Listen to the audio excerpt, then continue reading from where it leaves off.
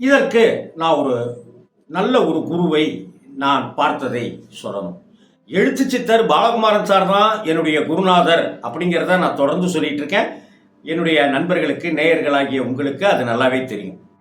நான் சந்தித்த ஒரு ஒரு ஆகச்சிறந்த குருமார் அப்படின்னு சொல்லி தவத்திரு குன்றக்குடி அடிகளாரை சொல்லுவேன்.